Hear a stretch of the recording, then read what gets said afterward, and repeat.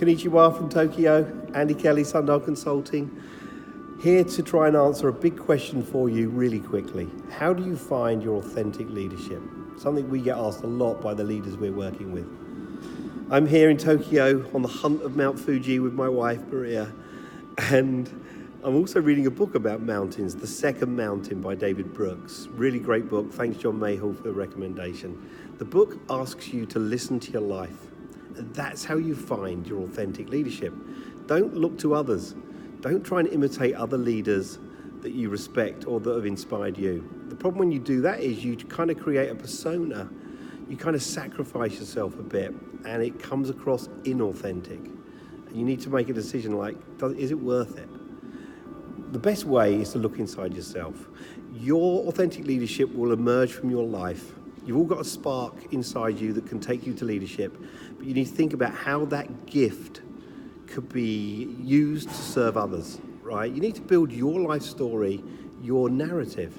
Your life story is not your life, it's the story of your life. It's the people that you've met that have inspired you and impacted you. It's those pivotal moments in your life that have really created who you are and created your values and beliefs, right? And then you build leadership principles, which are basically your values turned into action. I've got a great example of a leader that I'm working with right now that's inspired me. His name will remain nameless to save his blushes, but this guy is a global sales leader, very successful, and he's creating an amazing team. And he has a fascinating life story, and I'll just give you a little glimpse into that. 13 years ago, he had a vision, he had a dream. His son is autistic, and he had a dream that he could help his son have a normal life through a normal schooling and wind up in a great college in the USA. 13 years ago, on the first day of school, this guy drove his son to school, dropped him off, drove around the corner, parked up, and waited for the first phone call to come in. And a year ago, 12 years later, he started back at work. He was there for his son every day. He educated himself on Alzheimer's.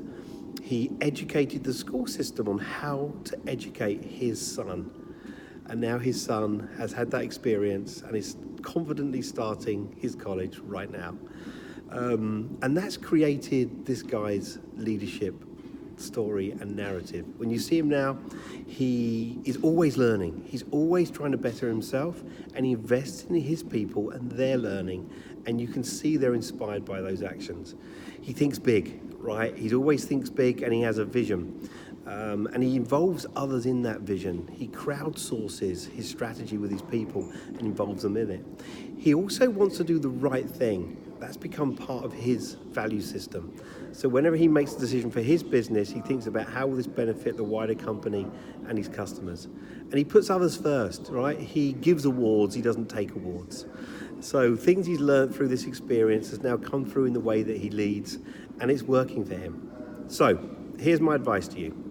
Find somewhere quiet and start to see what comes into your mind when you've got nothing else going on. And I want you to answer a few questions. I did this about 2 years ago. I drove 12,000 miles across America, no cell phone, no radio, and just kind of waited to see what came into my head. One thing I did learn is do not drive 100 miles an hour through Page County, Arizona. It's very painful. They take that very seriously. So find somewhere quiet and try and answer these questions. Who are the people and what are the moments in your life that have formed who you are today? What is it that you really do believe in and that you hold sacred and that you value in life? What are the tools that you're using to be super self-aware? Because authentic leaders are grounded in self-awareness. Do you measure yourself extrinsically or intrinsically? Is it the rewards and the status, the house and the car? Or is it the meaning of life and making the world a better place for you? And have you created a team around you that will hold you accountable and keep you on the track for being an authentic leader? So there you go. Try and go and answer those questions.